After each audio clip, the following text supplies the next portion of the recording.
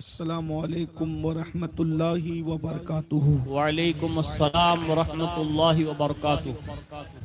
अल्हम्दुलिल्लाहि रब्बिल आलमीन वल आक़िबतु लिल मुत्तक़ीन वस्सलातु वस्सलामु अला सय्यिदिल अंबियाइ वल मुरसलीन व अला आलिहि व अस्हाबिहि तय्यबीन अत्ताहिरीन अम्मा बअद फ़अऊज़ु बिल्लाहि मिनश शैतानिर रजीम बिस्मिल्लाहिर रहमानिर रहीम इन्नमा युरीदुल्लाहु लियुज़हिबा अन्कुम अर्रिज्स अहलल बैत व युतहिरकुम तत्हीरा। सुभान अल्लाह। सदकल्लाहुल अज़ीम।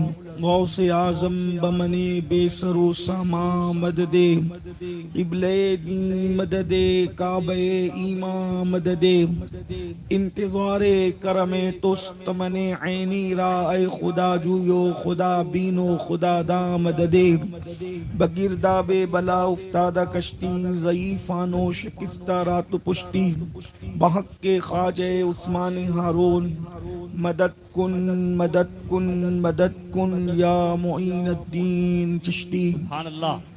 इंतहाई एहतराम व अकीदत के साथ अपने और सारी कायनात के मरकज़ अकीदत अनीसे बेकसां चारा साजे दर्दमंदा हम गरीबों के गमगुसार हम फ़कीरों की सरवत शहर यार इरम ताजदारे हरम नौबहार शफाअत शबे असरा के दूल्हा नौशे बज़्म जन्नत दानाए सुबुल मौलाए कुल खत्मुर रसुल खुसरवे खूबा सय्याह लामका वजह कुन फ़काम दुर्रिल्लाहिल मकनून सिर्रिल्लाहिल मखज़ून आलिम मा काना व मा यकून आबो गिले अंबिया जानो दिले असफिया मतले हर सआदत मक्ते हर सियादत खुलासे कायनात फ़ख्र मौजूदात हुजूर अहमदे मुज्तबा मुहम्मद मुस्तफ़ा अरवाहुना फ़िदा सल्लल्लाहु ताला अलैहि व आलिहि व सहबिही व बारक व सल्लमा की बारगाह बेकस पनाह में जिस तरीके से पढ़ाऊं सब मिलकर बुलंद आवाज से मेरे साथ पढ़ लें।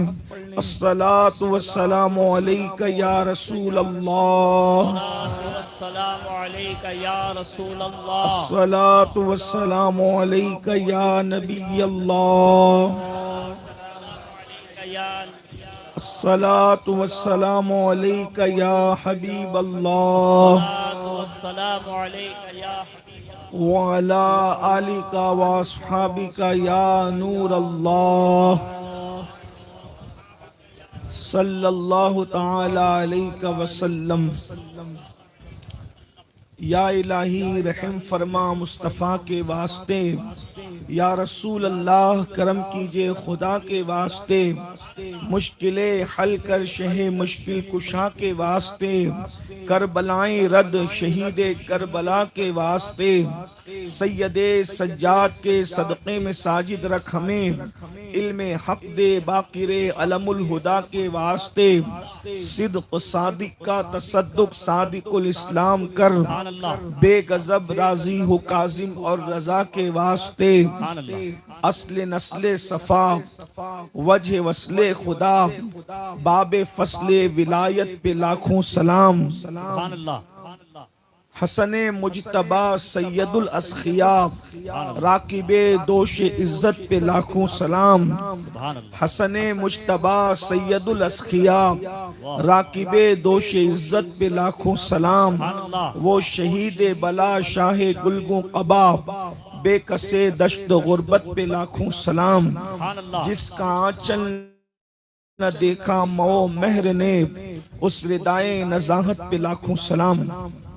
आज की ये खूबसूरत और हसीन व जमील महफिल उर्से हुजूर सैयदी अहमदी सरकार रहमतुल्लाहि ताला अलैह के मौके पर हुजूर सैयदी सरकार शहजादे गौसे आजम सरकार रिज़्कुल्लाह शाह बाबा रहमतुल्लाह अलैह के कदमों में हम सब बैठे हुए हैं। बेशक बेशक ये हमारा मुकद्दर है कि अल्लाह रब्बुल इज्जत ने हमें आज बगदाद सगीर वाह वाह वाह वाह में सुभान बैठने अल्लाह, का हमें शरफ नसीब फरमाया। सुभान अल्लाह। जैसा कि पोस्टर्स के जरिए से आपकी मालूमात में ये बात आ चुकी है कि आज का उन्वान क्या है, और साथ ही साथ जी हमारे अजीज हजरत अल्लामा अब्दुल रहीम बरकाती साहब ने भी ऐलान किया है कि आज का उन्वान है अइम्मा अहले बैत। सुभान अल्लाह, सुभान अल्लाह। सैयद मोहम्मद बापू कादरी जिलानी ने जिस वक्त तारीख मुकर्रर हुई उसके बाद ही फरमाया कि हम हर साल आपको नया उन्वान देते हैं, जी। इस बार आपके लिए उन्वान अइम्मा अहले बैत होगा। सुभान अल्लाह। उन्वान के तहत वही लोग गुफ्तगू कर पाते हैं जो बहुत पढ़े लिखे मुहक्किकीन और मुकर्रिरीन होते हैं। अल्लाह अकबर, अल्लाह मैं कोई पढ़ा लिखा आदमी बहुत ज्यादा नहीं हूँ, लेकिन उन्वान दिया गया है और मेरा तारुफ तो बस इतना ही है अल्लाह अल्लाह। कि बारगाह गौसियत के सगाने दर का अदना सग हूँ, अल्लाह अल्लाह। और यहाँ बड़ी तादाद में सादात किराम उलमाए ज़वील एहतराम मौजूद सुभान हैं, अल्लाह। और अइम्मा अहले बैत पर गुफ्तगू करना है। जी सबसे पहले मैं बात का आगाज जो करूंगा जी तो बुनियाद पहले फराहम की जाएगी। बेशक। उन्वान तो बड़ा खूबसूरत है, जी और ये कोई दावा नहीं, बल्कि अगर सुनने वाले लोग डट कर बैठे वाह वाह वाह वाह। तो चूंकि 12 हस्तियों पर गुफ्तगू करना है, हो यानी अगर कोई इश्क मोहब्बत वालों से पूछे तो वो कहेगा कि 12 अली पर गुफ्तगू करना है। हाय हाय। वाह वाह वाह। जब एक अली बयान नहीं हो सकता तो फिर ये 12 अली पर कैसे गुफ्तगू हो, लेकिन बैठने वाह, वाले वाह, और वाह, सुनने वाले हों जी तो फिर अली के मलंगों के लिए कोई मुश्किल बात भी नहीं है। फिर ये 12 के 12 अपने जमाने के गौस हैं। वो बुनियाद अभी मैं आपके सामने रखूंगा हवालों के जरिए से, तो आपको पता चलेगा कि जो है वो किस तरीके से इनकी शानें हैं, इनकी अजमतें हैं। तो यानी एक गौस जो 12वें नंबर का गौस है, जब उसकी अजमत मुकम्मल बयान नहीं हो सकती तो उस गौस आजम से पहले जितने अगवास हैं ये सब के सब गौस हैं। असल में कुछ लोगों ने गफलत की बुनियाद पर अइम्मा अहले बैत को ये कहना शुरू किया कि ये फला फिरके के इमाम है। मैं आपकी गलत फहमी दूर कर दूं, जी हुजूर। आप कोई, मैं किसी को गाली देने नहीं बैठा, क्योंकि बहुत बड़ी खानकाह है और खानकाहों में गालियां नहीं दी जाती, इसलिए कि खानकाहों में तरबियत होती है। जहां गालियां दी जाती है वो गैर तरबियत याफ्ता लोग होते हैं, और खानकाहों का एक अपना तकद्दुस है। हमारे यहाँ खानकाहों का एक तकद्दुस है। खानकाही लोग किसी काफिर को भी अबे कहने की इजाजत नहीं देते। तो सूफिया के मशरब में काफिर को भी अबे नहीं कहते, तो फिर मिंबर से किसी को हम गालियां कैसे दे सकते हैं?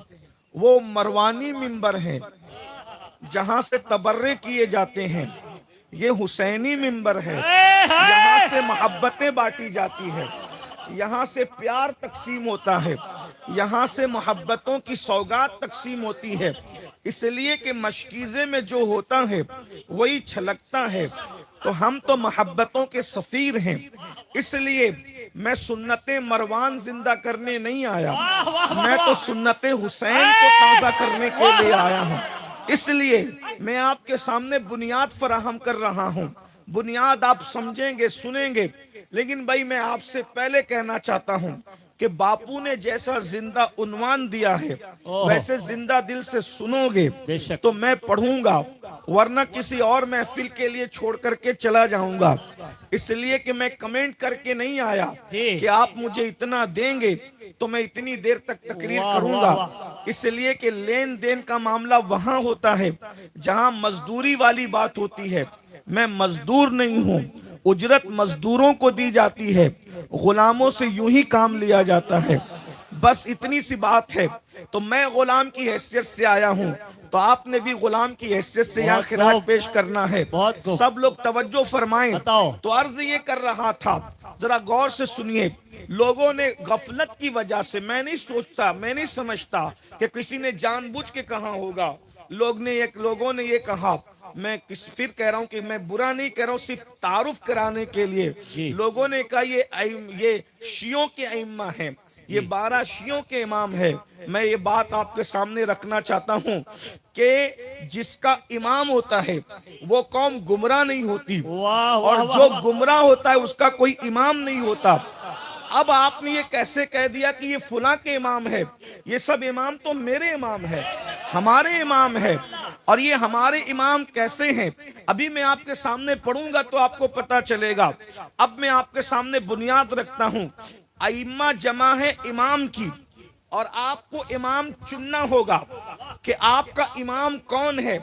इसलिए कि अल्लाह ने कुरान में इरशाद फरमाया, हम क़यामत के दिन तुम्हें आवाज देंगे, हम तुम्हें निदा देंगे, तुम्हारे इमामों के साथ तुम्हें बुलाएंगे। यानी तुम्हें अकेले नहीं बुलाया जाएगा, तुम्हें तुम्हारे इमामों के साथ बुलाया जाएगा।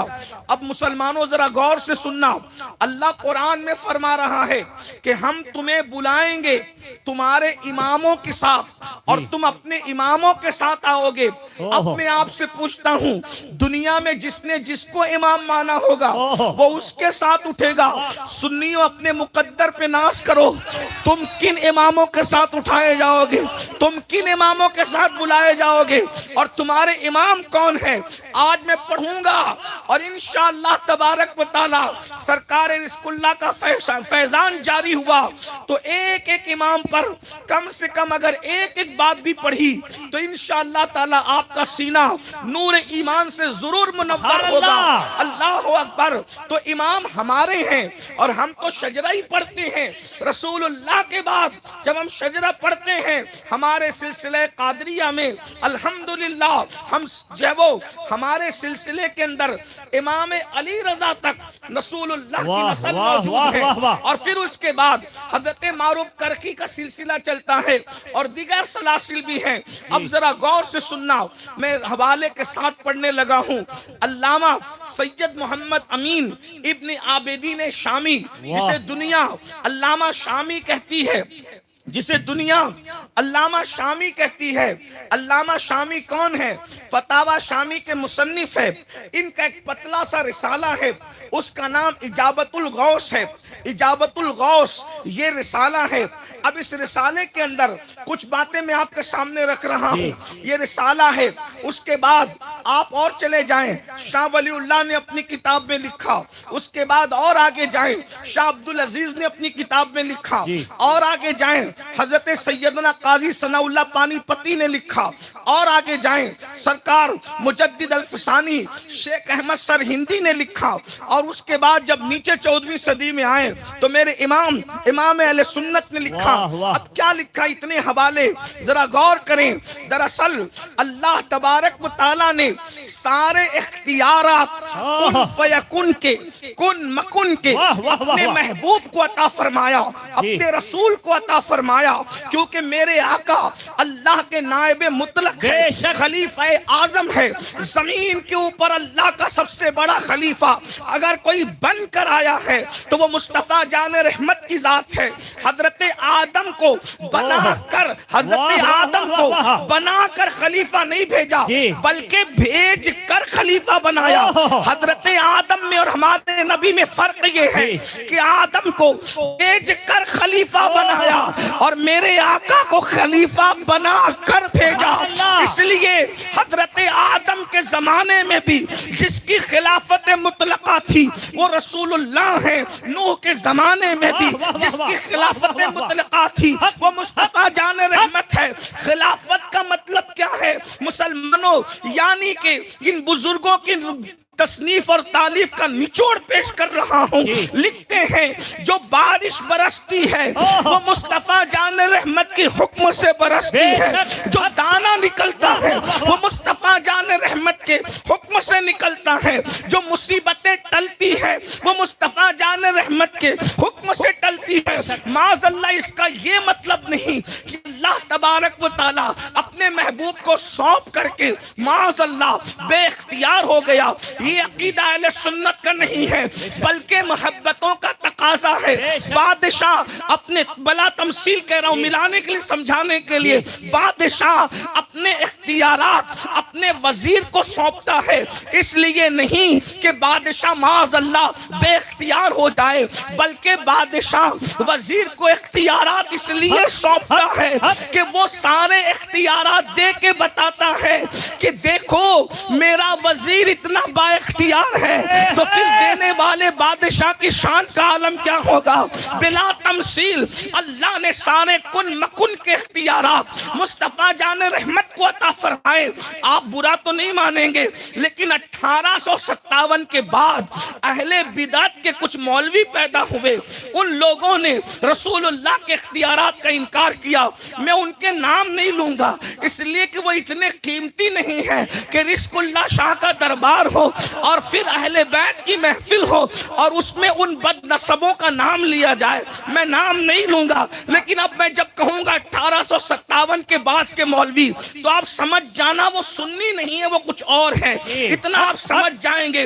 आखिरी तक आपको इस इस्तिलाह को याद रखना है, ये बहुत आपको काम आएगी। मैं तमहीद के तौर पे अर्ज कर रहा हूँ, जिन लोगों ने तक़वियतुल ईमान को फरोग दिया, जिन्होंने तहज़ीरुन नास को फरोग दिया, मैं उन्हीं को 1857 के बाद का कहूंगा। भाई अब बात समझते चले जाइएगा, अंदाजा फरमाए तो नबी को सारे इख्तियारात अता फरमाए और फिर रसूलुल्लाह ने ये इख्तियारात जिसको दिए हैं, रसूलुल्लाह ने ये इख्तियारात अपने बाद जिसको अता किए हैं, कुन मकुन के इख्तियारात। देखो मैं हवाला पढ़ूंगा, हवाले के बगैर आगे नहीं बढ़ूंगा, इसलिए कि मुझे आपका ईमान भी बचाना है और फिर जो है दूसरी तरफ को दलील भी देना है, ताकि वो लोग जो है मानने के लिए तैयार हो जाएं। बेदलील कोई बात नहीं करेंगे। तो नबी को खुदा ने सारे इख्तियारात दिए, समझ गए। अब मैं क्या आपके सामने दोहराऊं, बारिश बरसती है उनके हुक्म से, हवाएं चलती है उनके हुक्म से, मुसीबतें टलती है उनके हुक्म से। ये सब अल्लाह के इज़्न से है, अल्लाह की अता से है। जहां बानी अता कर दे, भरी जन्नत हिबा कर दे, नबी मुख्तारे कुल है, जिसको जो चाहे अता कर दे।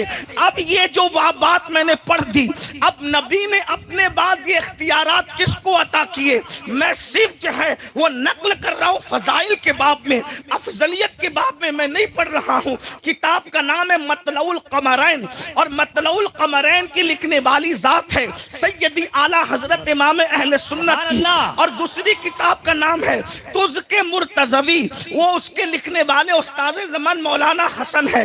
अब इमाम लिखते, तवज्जो करें, नबी को खुदा ने ये सारे इख्तियारात दिए और नबी ने अपने बाद वो सारे इख्तियारात जिस हस्ती को अता किए, उस हस्ती को कहते हैं इमामुल मशारिक वल मगारिब, हल्लाल मुश्किलात वन नवाइब, अखी रसूल व ज़ौजिल बतूल, अइम्मा के बाप सरकार इमाम अली इब्ने अबू तालिब को अता फरमाया।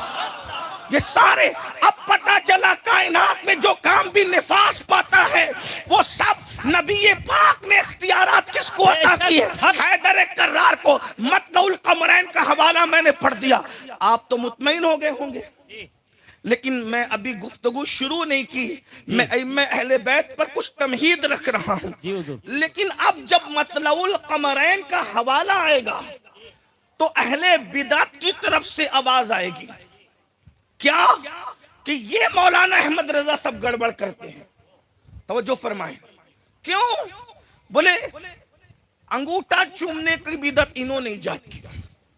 तवज्जो करना, मैं बात अब रखने लगा हूँ। अंगूठा चूमने की बिदअत इन्होंने इजाद किया, मजार पे चादर चढ़ाने की बिदअत इन्होंने इजाद की, सैयदों के हाथ चूमने की बिदअत इन्होंने इजाद की, सैयदों की ताजीम की बिदअत इन्होंने इजाद की।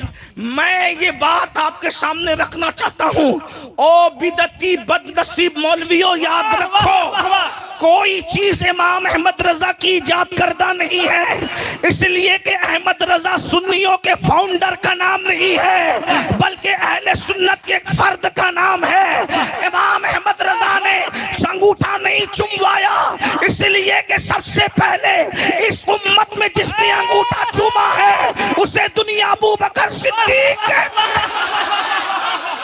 वाह वाह वाह वाह वाह वाह वाह वाह। नारे तकबीर, नारे रिसालत, फैजान गौसे आजम उर्से अहमदी सरकार, फैजान रिस्कुल्लाह शाह कादरी। मैं बुनियाद फराहम करने लगा हूं इसलिए कि कोई एक चीज अगर आला हजरत ने घर से पेश की होती तो हम कहते कि हम न मानेंगे, मगर इमाम अहमद रजा ने तो 1450 साल का इतने मजमुआ निचोड़ करके पेश किया। हाँ, ये और बात है कि उन्होंने मेहनत की, का सलाम इन्होंने बिदअत इजाद की। मैंने कहा वो पैदा भी नहीं हुए थे, उससे पहले सलाम पढ़ा जा रहा था, वो पैदा भी नहीं हुए थे, उससे पहले चादरें चढ़ाई जा रही थी। बदनसब मौलवी तू कहता है कि सैयदों की ताज़ीम की बिदअत को अहमद रजा ने इजाद किया है। मैंने कहा अभी अहमद रजा का नाम भी नहीं था, तब अली रजा पर लोग अपनी जान कुर्बान। नारे तकबीर, नारे रिसालत, नारे हैदरी, खानदान अहले बैत, जश्न अइम्मा अहले बैत, उनसे अहमदी सरकार। और ये तेरी बदनसीबी भी है और ये तेरी बदनसबी भी है कि उसको ताज़ीम का जज्बा मिला है और तुझे तौहीन का जज्बा मिला है। इसलिए कि सैयदों का एहतराम सिर्फ वो करते हैं जिसकी मां नेक होती है। अब्बा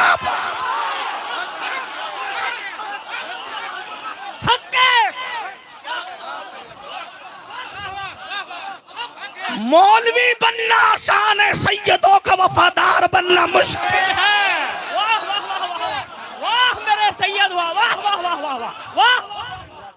1857 के बाद के इस बदनसब बिदअतियों से कह दो मौलवी इब्ने तैमिया भी बना, लेकिन सैयदों का वफादार मुहिय्यद्दीन इब्ने अरबी को होना नसीब। सुभान अल्लाह, सुभान अल्लाह, वाह वाह वाह वाह वाह वाह वाह। मौलवी बनना आसान है, मौलवी बनना आसान, सैयदों का वफादार बनना। इसीलिए देख ले अहले बिदअत में मौलवी तो है लेकिन सैयदों के वफादार नहीं। वजह क्योंकि सर्टिफिकेट वफादार नहीं बनाता मदरसे का, माँ का शरीफ किरदार बनाता। अब अगर तुझे तौफीक नहीं, 1857 के बाद के मौलवी तुझे तौफीक नहीं, तू अपनी माँ को कोस के उसने ऐसा किया। मैं गाली नहीं दूंगा इसलिए कि ये मरवानी मिंबर नहीं है, ये हुसैनी मिंबर है, वरना फिर कोई कहेगा कि देखो मौलाना अहमद रजा ने ये बात कही। मैंने कहा मौलाना अहमद रजा जिसे आप तौहीन के तौर पे कहते हैं, हम उन्हें आला हजरत कहते। वाह वाह वाह वाह वाह। आला हजरत ने बताया सैयद का एहतराम कौन नहीं करता, और अपने घर से बताते तो तुम उनको मानते नहीं। तो उन्होंने नबी के घर से ले, सारा माल इमाम अहमद रजा ने नबी के घर से ले। हवाला नोट फरमाए, हवाला नोट कर। और उन्होंने उनको गाली न देना, उन्होंने तो हदीस लिखी। हदीस बताने वाले को गाली दोगे तो फिर आप नबी के वफादार नहीं हो सकते। बहुत खूब। कलमा तो तुम भी पढ़ते हो। किताब का नाम नोट कर लीजिए, इरातुल अदब लिफाजिल नसब, ये किताब का नाम है। ये किताब कब लिखी गई पता है? जब सैयदा की तौहीन हुई। तवज्जो फरमाना, जब सैयदा की तौहीन हुई और एक मनसूख हदीस को लेकर, एक एक जुमले पे गौर करना, हो सकता शायद आप मनसूख हदीस को न जान सकें, लेकिन बाद में किसी अच्छे आलिम से पूछ लेना मनसूख हदीस किसको कहते हैं। लेकिन अगर मैं हदीस की इस्तिलाह पढ़ूंगा तो आपने इतना लंबा चौड़ा जो उन्वान दिया है, अभी मैं तमहीद फराहम कर रहा हूं, लेकिन आप बहुत अच्छे से सुन रहे हैं तो मेरी हिम्मत भी हो रही है कि मैं आपके सामने अर्ज करूं। वरना मिंबर पे बैठकर मुझे शिकायत करने की आदत नहीं कि तबीयत अच्छी नहीं है। जब भी मैं मेरे मौलाओं का नाम लेता हूं, मेरी तबीयत अच्छी हो जाती है, लेकिन आपकी तबीयत भी अच्छी होनी चाहिए। जरा गौर फरमाएं, एक मनसूख हदीस, तवज्जो करें, एक मनसूख हदीस को लेकर सैयदा की तौहीन की गई। एक बात पहले याद रखना, नबी और आले नबी की तौहीन कभी काफिर भी नहीं कर सकता। अगर काफिर की माँ शरीफ है तो कुफ्र पे होकर भी वो तौहीन नहीं करेगा, और तौहीन वही करेगा अगर कलेमा पढ़ा हुआ भी है लेकिन माँ में शराफत नहीं है तो जरूर वो तौहीन करेगा। किसी तौहीन करने वाले ने बक बक की। ये सब 1857 के बाद में मेरी बात याद रखना भाई, इधर उधर नहीं होना, इस्तिलाह याद रखना आपके लिए जरूरी है।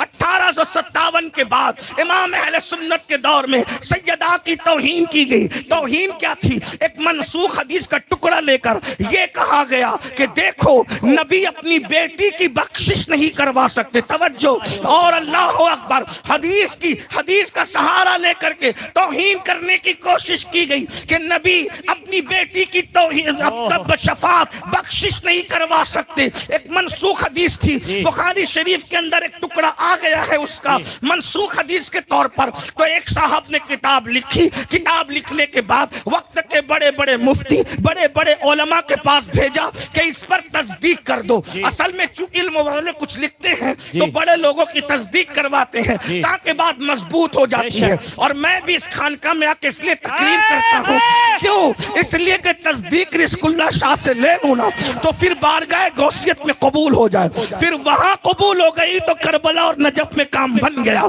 फिर वहां काम बन गया तो मदीने मुनव्वरा में अपना काम बन गया। तो मैं तस्दीक के लिए आता हूं, कोई एहसान नहीं करता। जरा तवज्जो फरमाए, किताब लिखने वालों ने लिखी, उनको मैं कुछ नहीं कह रहा हूं।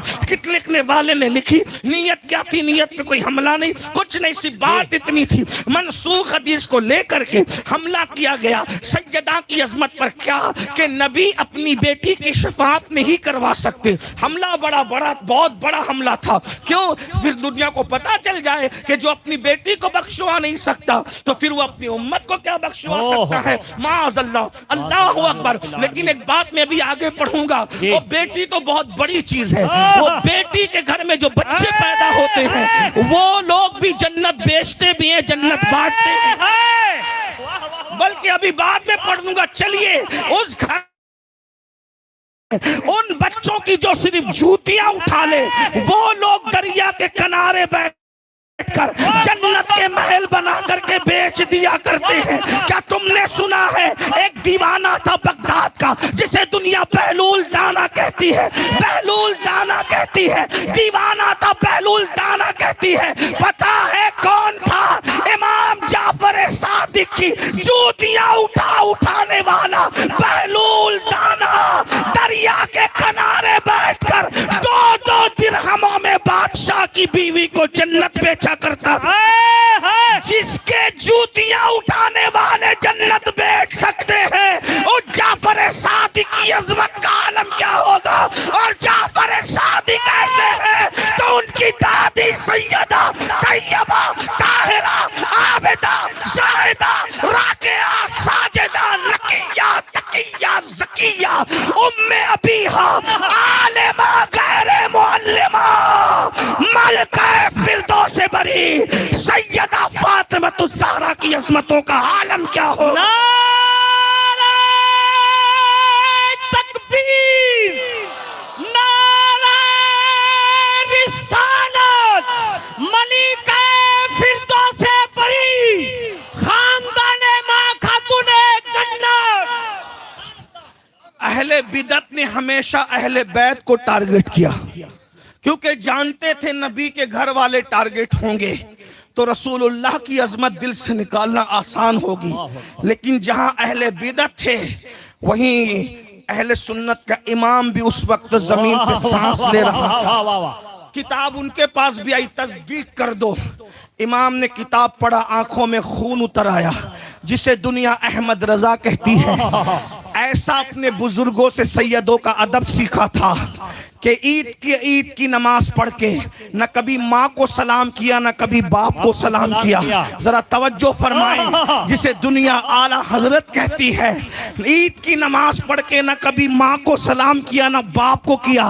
कहते थे ईद के बाद सबसे पहले अगर किसी को सलाम करूंगा तो किसी सैयद को करूंगा, सैयद के बाद फिर माँ बाप को करूंगा। जो सैयद के बाद अपने माँ बाप को रखता है वही लोग तो आला बना करते हैं।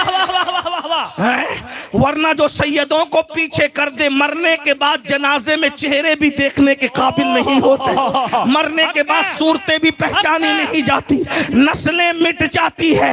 याद रखना सुन्नियों, मैं तुम्हें नसीहत कर जाता हूँ, 1857 के बिदती मौलवियों के पीछे न जाना। देख लो सैयदों ने बता दिया, जो जुनैद सैयद से हार गया सैयद ताइफा बन गया। जिसने जीतने की कोशिश की उसकी कब्र का निशान भी मिटा, उसकी नस्लें भी खत्म हो गई। जीतने की कोशिश ना करना, इसलिए कि यहां कोई जीत ही नहीं सकता।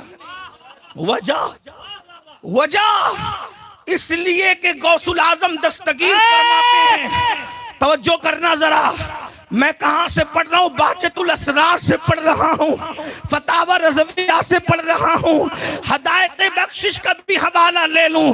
कहते हैं अल्लाह अकबर, और बड़े मजे में कहते हैं अल अमा कहर है। ऐ गौस वो तीखा तेरा, जल्दी जल्दी सुन ले, अल अमा कहर है। ऐ गौस वो तीखा तेरा, मर के भी चैन से सोता नहीं मारा तेरा, मर के भी चैन से सोता नहीं मारा तेरा। और कहते हैं अल्लाह अकबर, बाज़े अशहब की गुलामी से ये आंखें फिरनी, बागे अशबाल से अशहब की गुलामी से ये आंखें फिरनी। देख उड़ जाए ना ईमान का तोता तेरा, और मिट गए मिटते हैं मिट जाएंगे आदा तेरे, न मिटा है न मिटेगा कभी चर्चा तेरा। कहते हैं गौसुल आजम दस्तगीर कि जो मेरी औलाद का हक न जाने, तवज्जो, जो मेरी औलाद को सताएगा मैं उसकी 7 पुश्तों को हलाक कर दूंगा। ओ बिदतियों सुन लो, जब औलाद पर हमला हो तो गौसे आजम 7 पुश्तों को हलाक कर देते हैं, और जब बाप दादा हसन और हुसैन की अजमत पे हमला हो तो गौसे आजम के गुस्से का आलम क्या होगा। वाह वाह वाह वाह वाह वाह, हक है, हक। जो औलाद के मामले में इतना गयूर हो, वो बाप दादा कहने वाले ने कह दिया नबी अपनी बेटी की शफाअत नहीं करेंगे। इमाम अहले सुन्नत ने पढ़ा, तस्दीक करना तो दूर की बात, उसको किनारे रखा और एक नई किताब लिखी और उसका नाम रखा इरातुल अदब लिफाज़िलिन नसब, और उसमें बहुत सी हदीस लिखी। एक हदीस फिर न कहना कि मौलाना ने खुद कहा, मौलाना से पहले मौला ने कहा। वाह वाह वाह वाह वाह वाह वाह वाह, उनको बिदअती न कहना, उन्होंने तो तवज्जो फरमाया ना, मैं बुनियाद लेके चल रहा हूँ। उन्होंने लिखा इरातुल अदब के अंदर हदीस पाक, अल्लाह के रसूल अलैहिस्सलाम फरमाते हैं मेरी औलाद का हक जो हल्का जाने। अल्लाह अकबर, ये रातुल अदब से पढ़ रहा हूँ, कंजुल उम्माल में भी है। लेकिन चूंकि सारी बिदतों का जो है वो इमाम अहले सुन्नत को कसूरवार करार दिया, वो उन्होंने तो बिदत नहीं की, उन्होंने तो सुन्नत रसूल बयान की ना। लेकिन सुनिए क्या लिखा है, फिर वो है लिखा, और लिखने के बाद हदीस लिखते हैं, कहते हैं सुनो सुनो, रसूलुल्लाह ने फरमाया जो मेरी अहले बैत की हक तलफी करेगा उनका हक हल्का जानेगा, यानी उनके हक को ना पहचानेगा। उनका हक क्या है? ताजीम उनका हक है, तकरीम उनका हक है, एहतराम उनका हक है। बल्कि आपको बताऊं जरा, मैं ये हदीस पढ़ने से पहले अहले बैत का हक क्या है, सैयदों का हक क्या है। कुछ लोग ये कहते हैं यार ये सैयद लोग हाथ चुमवाने के क्यों लालची होते हैं। मैंने कहा इनके हाथ चूम कर इनका क्या फायदा है। वाह वाह वाह वाह, भाई जाफर सादिक सरकार के हाथ चूमे, जाफर तो जाफर ही थे, लेकिन नौमान हाथ चूम कर इमाम आजम बन गए। वाह वाह वाह वाह वाह वाह वाह, हाथ चूमवाने से इनका कद नहीं बढ़ता, हाथ चूमवाने से इनका कद, चूमने वाले का कद बढ़ता है। इसलिए कि कद उसका बढ़ता है जो बौना होता है। मैं इमाम आजम को नहीं कह रहा हूं, लेकिन ये बात समझाने के लिए, जिसका कद छोटा होता है, जो बच्चा होता है, उसका कद बढ़ता है, लेकिन जिसका कद पहले से ऊंचा हो फिर उसका कद कैसे बढ़ सकता है? भाई इनके कद तो पहले से इतने ऊंचे हैं कि जिब्रील इजाजत के बगैर जिसके घर में ना रसूलुल्लाह जिनको अपने कंधों पे बिठाए, इनके कद से ऊंचे भी किसी के कद होंगे। अरे बड़े बड़े कद्दावर जहां झुकते हैं उसे खानदान नबूवत कहा जाता है। कद्र वाले जानते हैं कद्र शाने अहले बैत। देख रहे हैं आप क्या बात की मौलाना हसन बरेलवी ने। ओ ना कदरा नहीं जानता जी, ना शुक्रा नहीं जानता, जो खुद काबिले कद्र होता है वही अहले बैत की कद्र जानता है। पता चला जैसे भिखारियों से भीख नहीं मिलती, वैसे ना कद्र अहले बैत की कद्र नहीं जानते। कद्र कौन करता है? तो कहते हैं उनके घर में बेइजाजत मैं पढ़ रहा हूं, आपको साथ मिलना। ये शेर सबको याद है, और याद है तो पढ़ो ना, ताकि सैयदा भी इधर देखे कि कुछ हो रहा है। नजफ अशरफ से भी फिर इशारे हो कि इधर कुछ हो रहा है। मेरे बेटे के कदमों में बैठकर हमारी शान पड़ी जा रही है। कहते हैं, और बड़े मजे में कहते हैं, उनके घर में बेइजाजत जिब्रील आते नहीं कद्र वाले। पीछे वाले अगर उनकी आवाज नहीं आ रही तो हाथ का इशारा कर दे। कद्र वाले सब मिल के, कद्र वाले, मिंबर वाले भी कद्र वाले मिल के, कद्र वाले जानते हैं कद्र शाने। यानी मौलाना हसन बरेलवी कह रहे हैं इज्जतदार लोग ही अहले बैत की इज्जत करते हैं, जलील लोग कभी अहले बैत की इज्जत नहीं करते। तो जिस जलील को अहले बैत की तौहीन करते देखो कि इंसान के रूप में है, लेकिन इज्जत वाला नहीं बल्कि जलील पैदा हुआ। और जलील अहले बैत की इज्जत कर नहीं सकता, क्योंकि वो नाकदरा पैदा हुआ है। कद्र वाले, देखो भाई साथ साथ चलना पड़ेगा, ऐसा नहीं होगा। आप थकेंगे तो फिर ऐसा नहीं कि मैं मिंबर वालों को। नाराए रिसालत, नाराए हैदरी, शहजादा गौसे आजम हुजूर सैयदी सरकार बाबा मियां बापू कादरी, नाराए तकबीर, नाराए रिसालत, फैजान गौसे आजम, शहजादा गौसे आजम, नाराए तकबीर, नाराए रिसालत।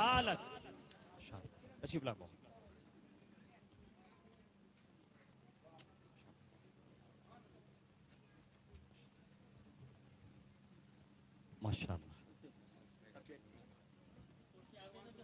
कुर्सी आगे ले लो। महबूब बाबा आप इधर चले हो। महबूब बाबा, अच्छा तमाम हजरत बैठ जाएं, एक मरतबा दुरूद शरीफ पढ़ ले। अल्लाहुम्मा सल्ली अला सय्यदना मौलाना मोहम्मद मादिल जुदी वल करम व अला आलिहि व बारिक व सल्लिम। नाराए रिसालत और जोर से नाराए हैदरी। भाई जब आप थक जाना तो आप चुप हो जाना, मैं समझ जाऊंगा कि मुझे अपना बोरिया बिस्तरा यहाँ से समेट लेना है। और अगर आप साथ चलेंगे तो मैं बात, क्योंकि अभी मैंने तो तकरीर की तमीज शुरू की, मैं पहले अभी अहले बैत पहले पढ़ दूं ना, उसके बाद अभी अइम्मा अहले बैत, क्योंकि जब आप अहले बैत ही नहीं समझ पाएंगे तो अइम्मा अहले बैत के क्या समझ पाएंगे। तो जल्दी जल्दी से पढ़ना, एक बार शरीफ पढ़े तो हजारों दुरूद हुजूर की बारगाह में पहुंच जाएंगे। अल्लाहुम्मा सल्ली अला सय्यदना मौलाना सल्लल्लाहु अलैहि नबी व आलिहि व अस्हाबी व बारिक व सल्लिम। सलातम व सलामन अलैका या सय्यदी या जद्दल हसन वल हुसैन व अला आलिका व अस्हाबिका या जद्दल गौसस सकलैन। कद्र वाले जानते हैं कद्र शाने, उनके घर में बेइजाजत जिब्रील आते नहीं। कद्र वाले जानते हैं। तो अर्ज ये कर रहा था मेरे भाई, ये हदीस इरातुल अदब की पढ़ने से पहले आपके सामने मैं एक हदीस और पढ़ने लगा हूँ। मेरे मुर्शिद सरकार मखदूम अशरफ जहांगीर सिमनानी, उनके खलीफा और शागिर्द काजी शहाबुद्दीन दौलताबादी की किताब। फिर आप कहते हैं मौलाना अहमद रजा ने सबको बिगाड़ा। मैं कहता हूं मौलाना अहमद रजा से 700 साल पहले काजी शहाबुद्दीन है भाई।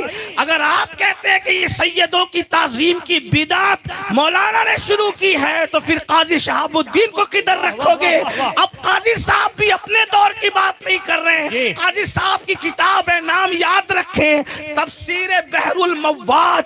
बहरुल मव्वाज में काजी सनाउल्लाह पानीपती का काजी शहाबुद्दीन दौलताबादी, जो मखदूम अशरफ जैसे सैयद के खलीफा भी हैं और शागिर्द भी हैं, वो तफसीर बहरुल मव्वाज में लिखते हैं अपनी तरफ से, क्योंकि अपनी तरफ से जो लिखेगा नहीं माना जाएगा।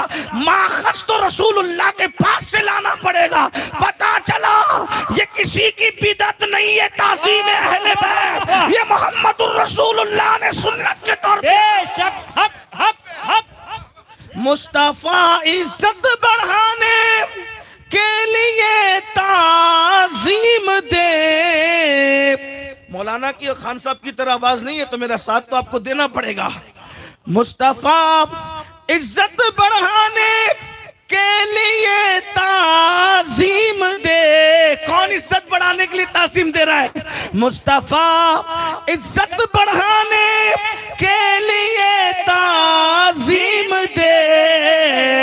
है बुलंद इक़बाल तेरा दूध माने अहले बैत, है बुलंद इक़बाल तेरा दूध माने अहले बैत। कुदरत किस तरह से अहले बैत को बुलंद रखती है, तवज्जो है। दुश्मन कभी अपने दुश्मन को बुलंद ना होने देता है, न बुलंद कर सकता है, न करता है। हर मरने वाला जमीन में रगड़ा जाता है, हर मरने वाला जमीन में दफन किया जाता है। लेकिन कुदरत ने बताया दूसरों के बच्चे और हैं, महबूब के घर के बच्चे और हैं। दुश्मन से कटवा कर शहादत का दर्जा तो दे दिया, लेकिन लोग कह रहे हैं यजीदियों ने नेज़े पे उठाया, उन्होंने तो बुग़्ज़ में उठाया। मगर कुदरत बता रही है कि दुश्मन भी इनको नीचा नहीं कर सकता। नेज़े पे उठा के बता रहे हैं कट के भी हम नीचे हैं, अहले बैत ऊपर है। वाह वाह वाह वाह वाह वाह वाह वाह वाह वाह वाह वाह वाह वाह।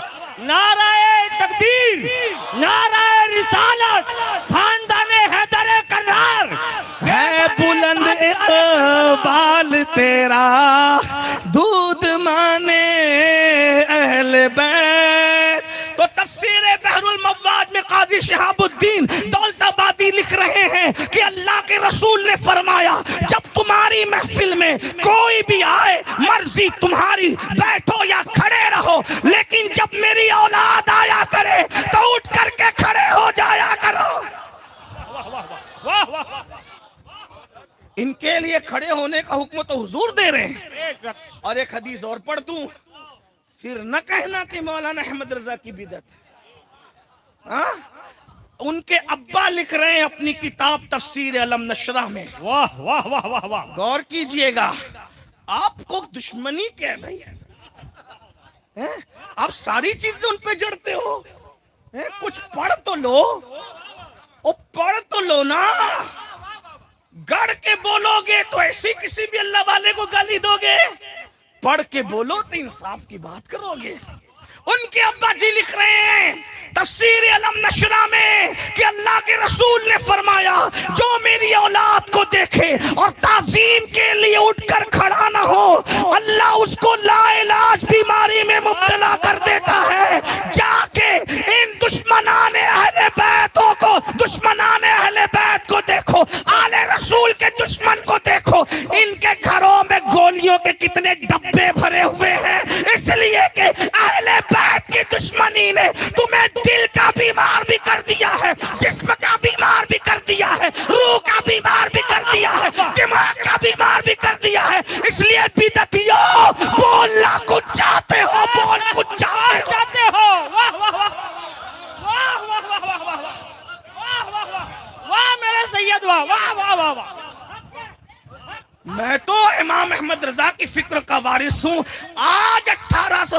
बन के बिदतियों की वो खबर लूंगा कि इनकी नस्लें याद रखेगी, इनकी नस्लें याद रखेगी। क्या समझते हो तुम? तफसीर बहरुल मुवाज पढ़ दिया जी, उसके बाद तफसीर लम नशरा पढ़ दिया। जी। अब सुनिए इरातुल अदब की हदीस जो इमाम अहले सुन्नत रसूलुल्लाह कहा जो मेरी औलाद का हक न जाने, ओहो, रहमतुल्लिल आलमीन कह रहे हैं भाई। ओहो, जिसकी जबान कितनी मोहतात थी, आहा, जबान की एहतियात का अंदाजा इससे लगाएं। 63 साल तक रसूलुल्लाह चलते रहे। हमारा ईमान और अकीदा और इश्क कहता है, क्योंकि हम इश्क के बंदे हैं, चलने में नबी का कभी कदम भी नहीं फिसला। जिसका चलने में कदम ना फिसले उसकी जबान कैसे फिसल सकती है? लेकिन रहमतें तमाम। अब औलाद की बारी आती है तो किस तरीके से पर्दे उठाते हैं और कैसे जलील करते हैं दुश्मनाने अहले बैत को, हासिदीने अहले बैत को। कहते हैं अल्लाह के रसूल, जिसको इरातुल अदब में इमाम अहले सुन्नत लिख रहे हैं, क्या जो मेरी अहले बैत का हक न जाने वो 3 में से कोई एक होगा। 3 में से। इरातुल अदब का कंजुल माल में भी है, बहुत सी किताबों में, लेकिन चूंकि बदनाम लोग इमाम अहले सुन्नत को करते थे, इसलिए मैंने जो कहा कि उन्होंने जो कहा हदीस में कहा जी, उन्होंने अपने घर की कोई बात ही नहीं की। हाँ, और उनसे पहले ये सब कुछ चल रहा था, इसलिए उन्होंने सीखा अपने बुजुर्गों से और हमें बताया। तवज्जो करें, 3 में से कोई एक होगा। तवज्जो करना, आप हदीस सुन के बुरा तो नहीं मानेंगे ना? नहीं। और अगर बुरा मानेंगे तो करोड़ों मर्तबा मानिए, दोबारा मुलाकात नहीं करना। अल्लाह अल्लाह। जिसको नबी की बात अच्छी नहीं लगती वो हमें अच्छा नहीं लगता। हमें तो यार की बातें अच्छी लगती है ना। है मैं निसार तेरे कलाम पर मिली यूं तो किसको ज़बान नहीं। वो सुखन है जिसमें सुखन न हो, वो बयां है जिसका बयां नहीं। फुसहा अरब के बड़े बड़े तेरे आगे यूं दबे नचे, कोई जाने मुंह ज़बान नहीं बल्कि जिस्म में जान नहीं। तो कहते हैं हदीस पाक लिखते इरातुल अदब में कि जो मेरी अहले बैत का हक न जाने वो 3 में से कोई एक होगा। यानी ताजीम न जाने, तकरीम न जाने, एहतराम न जाने और उनका वो नीचे बैठे रहे, फिर ये बेअदब ऊपर बैठ जाए, वो किसी औरत को तलाक दे दे, फिर उस औरत के साथ ये बेअदब निकाह कर ले, उनका नाम लेकर पुकारे। सैयदी आला हजरत के यहाँ एक सैयद साहब पढ़ने के लिए आए थे, पढ़ने के लिए। जरा गौर कीजिएगा, आपके सामने मैं इमाम अहले सुन्नत का मसलक पढ़ने लगा हूँ। इमाम अहले सुन्नत के यहाँ एक सैयद साहब पढ़ने आए थे। पूछो मौलाना से, सैयद आए, पठान आए कि शेख आए, उस्ताद का सलूक क्या होता है? उस्ताद मारता भी है, डांटता भी है, पीटता भी है, अगर न करे तो बंदा पढ़ेगा कैसे? सैयद साहब पढ़ने के लिए आए। इमाम अहले सुन्नत ने उस एक बंदे को देखा जो सैयद साहब का नाम लेके सिर्फ पुकार रहे, नाम लेके पुकार रहा है, नाम लेके पुकार रहा है। इमाम गुस्से में आ गए, कहा तुम सैयद का नाम लेके पुकारते हो, तुम्हें अदब नहीं आता? जो बाप का नाम लेके नहीं पुकारता, माँ का नाम लेके नहीं पुकारता, वो रसूलुल्लाह के शहजादे का नाम लेके कैसे पुकार सकता है? इमाम ने फरमाया, कभी तुमने मुझे देखा कि मैंने किसी सैयद का नाम लेकर के पुकारा?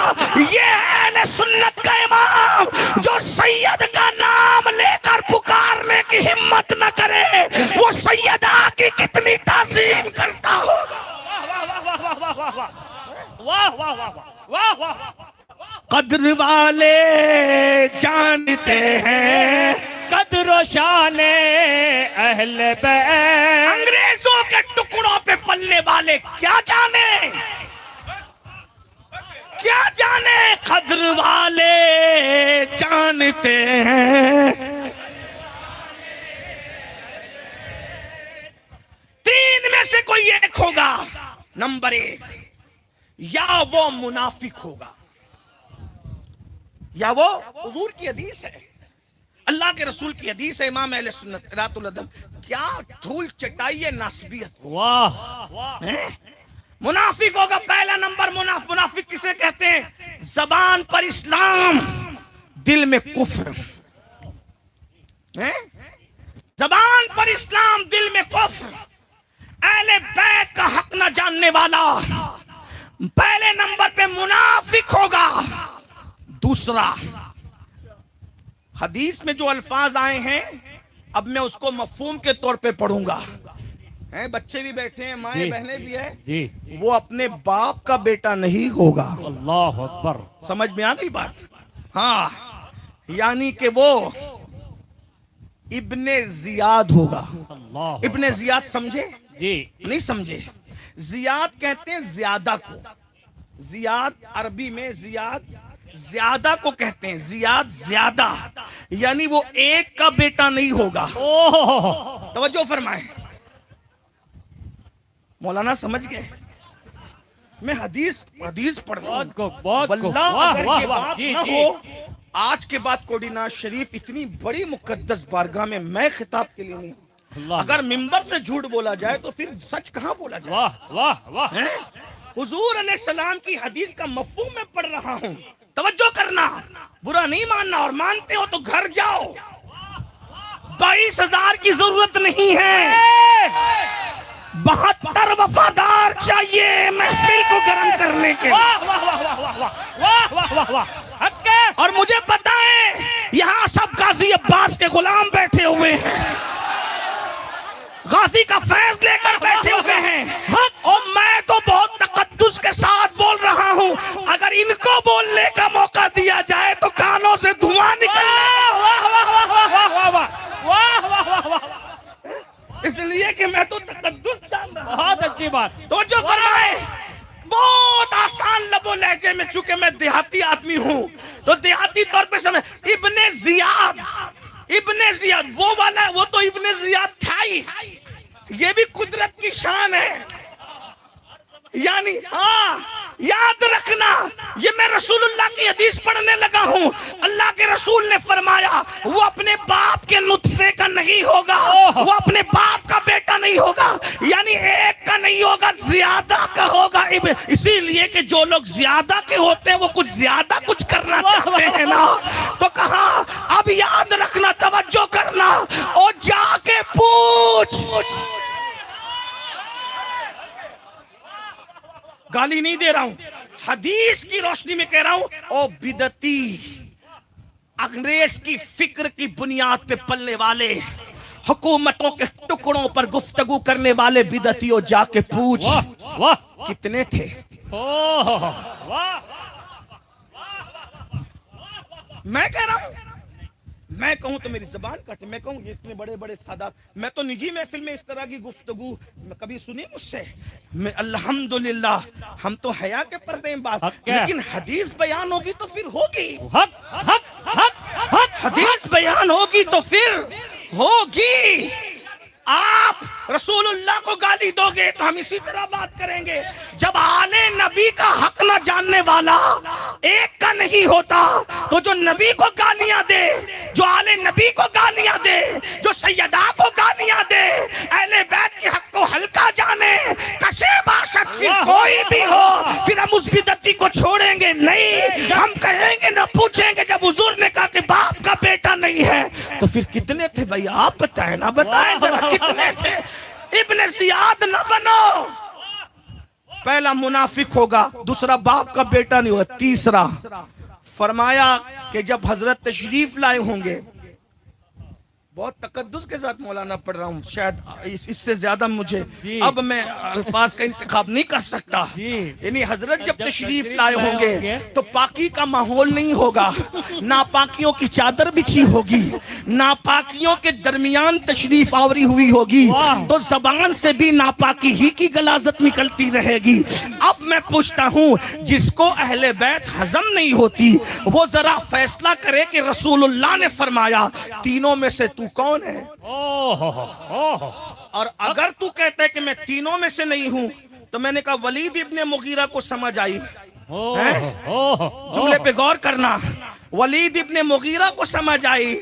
ओ वलीद इब्ने वगैरह, तुझे कब समझ आएगी? क्योंकि जब नबी ने कहा कि वलीद मुगीरा का नहीं वलीद वगैरह का है, तो वो गया और जाकर के माँ को लात मारा, लात मारकर माँ के सीने पे बैठ गया और सीने पे बैठ के कहा मोहम्मद कभी झूठ नहीं बोलते, जब उन्होंने मुगीरा का नहीं वगैरह का कहा है, और वो भी कुरान की रोशनी में कहा है, और कुल्लिम बादा ज़ालिका सनी, तो फिर बता मैं किसका हूँ? तो उसकी माँ ने कहा तेरा बाप बड़ा मालदार था लेकिन मर्द नहीं था, मैंने सोचा दूसरे के हाथ में दौलत न चली जाए।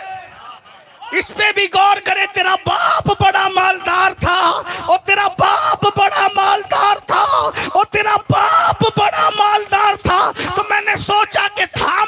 नहीं, दौलत किसी के हत्थे न चढ़ जाए तो घसियारे को बुलाया जो घास काटता है और उससे मुंह काला किया जिसकी बुनियाद पर तू आया है। पता चला जो नबी और आले नबी पर भोंकते हैं वो वगैरह ही के होते हैं। अब चाहे वो कोई भी हो, लेकिन इतना है कि वलीद ने पूछ लिया, तू भी जहमत करके हम पे एहसान कर दे।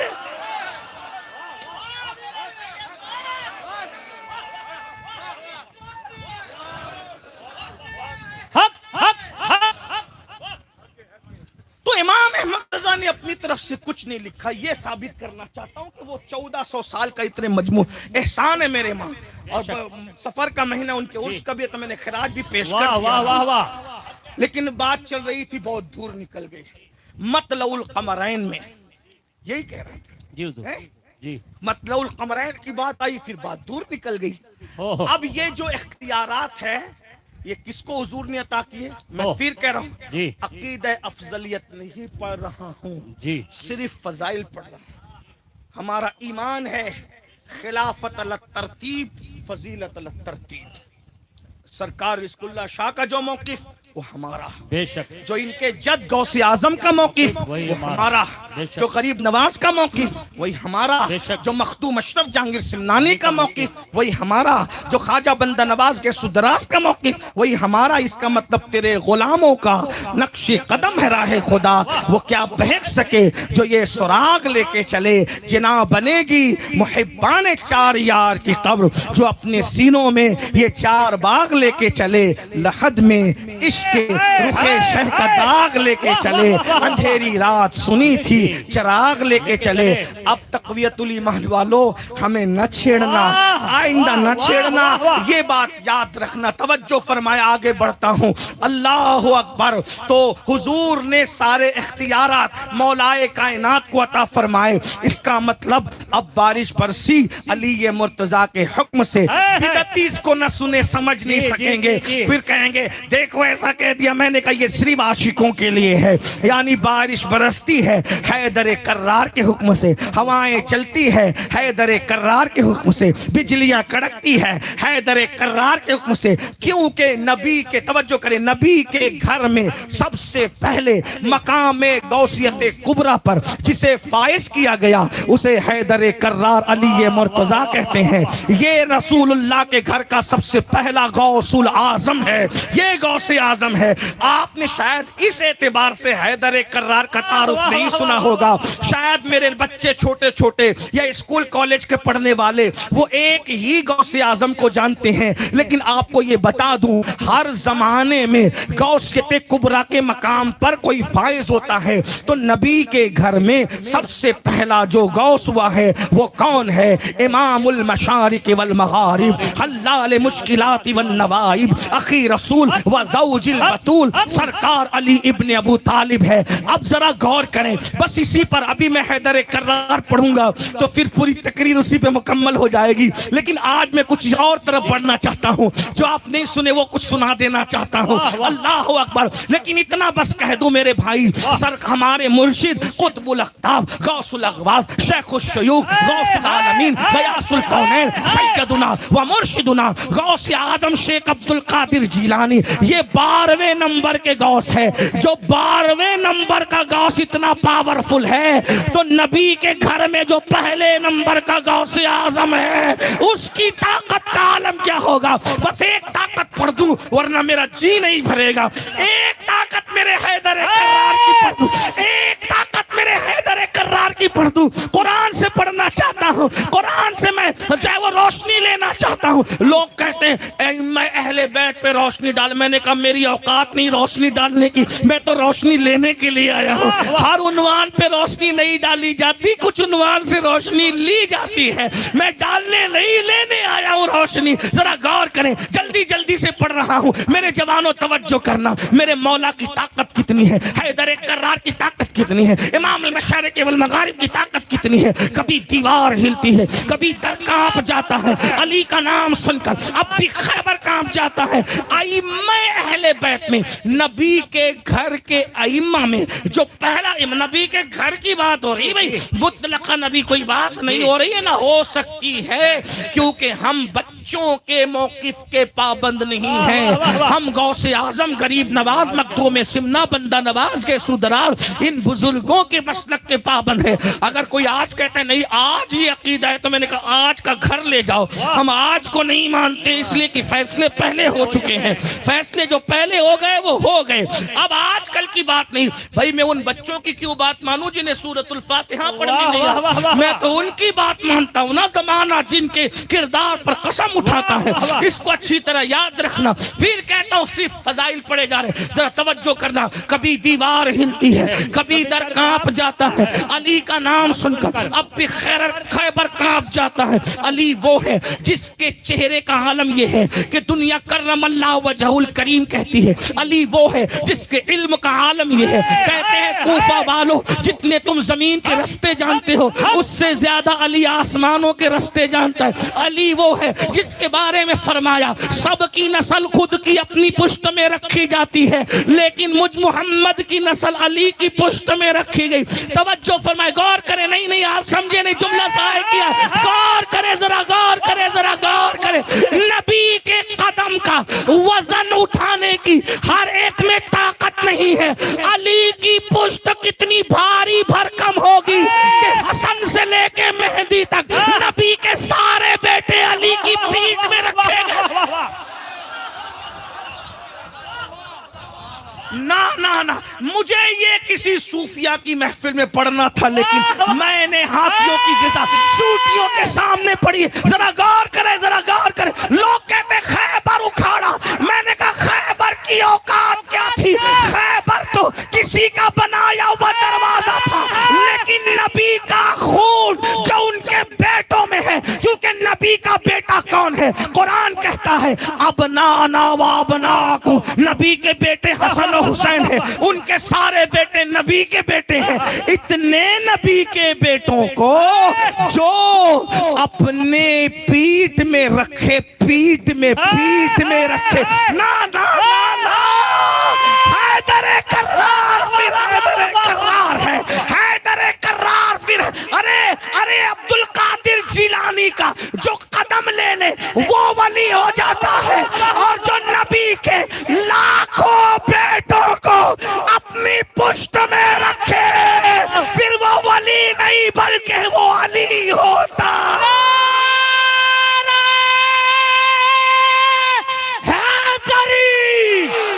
हाथों को लहरा कर नारे हैदरी, नारे हैदरी।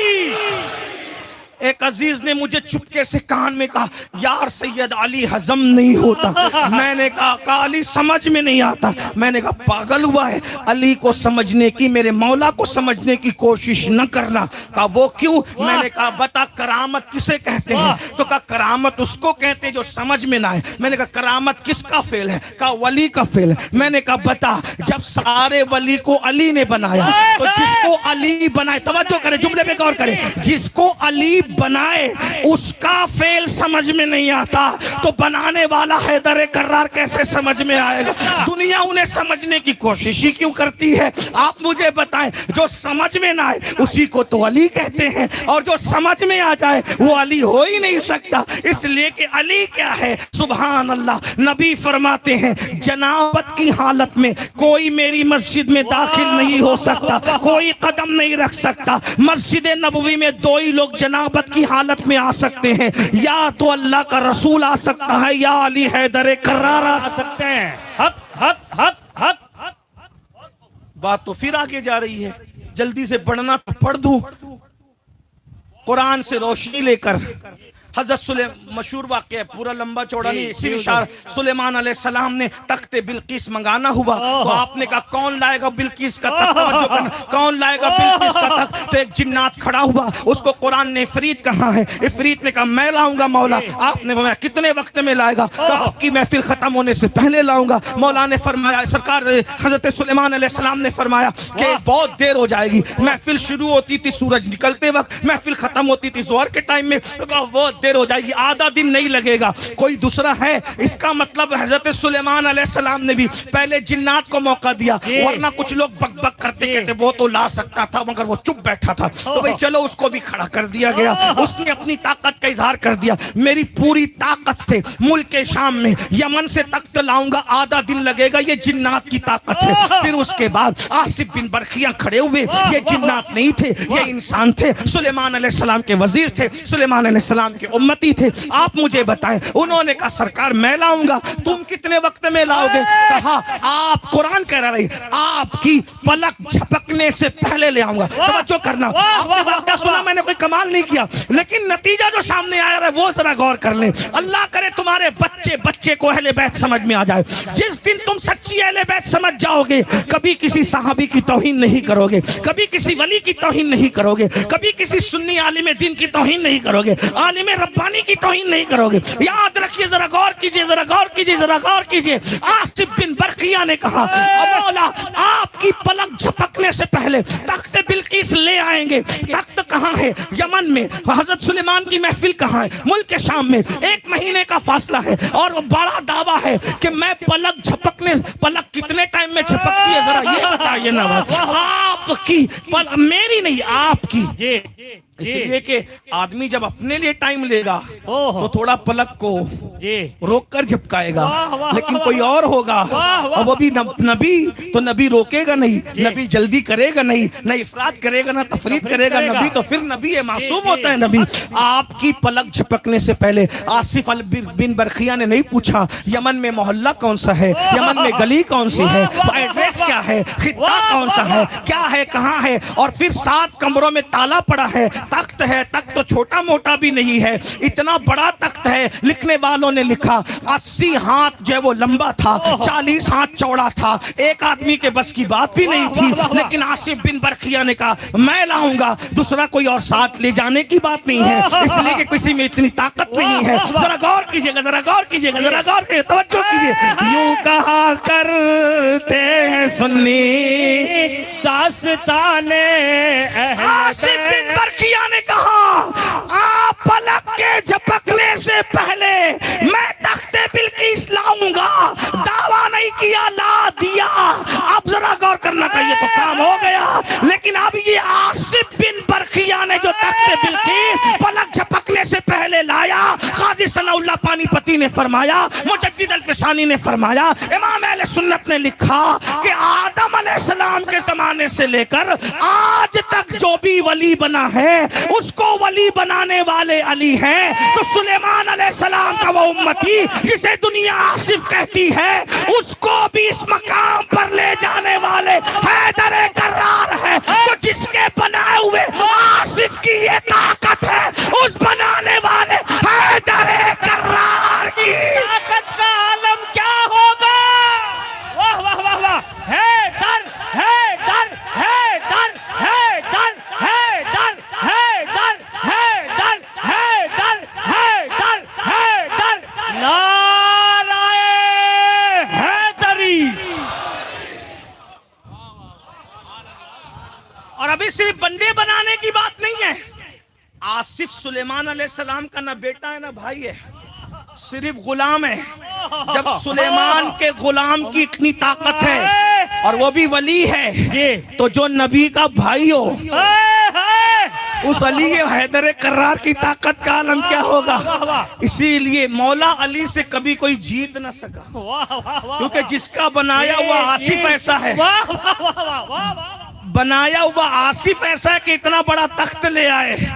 तो बनाने वाला हैदर, लोगों ने समझा ही नहीं हैदर कर्रार को, लोगों ने समझे, नबी को भी अपनी तरह समझते रहे। जो कौम नबी को अपनी तरह समझेगी वो खाक अली को समझेगी कुछ।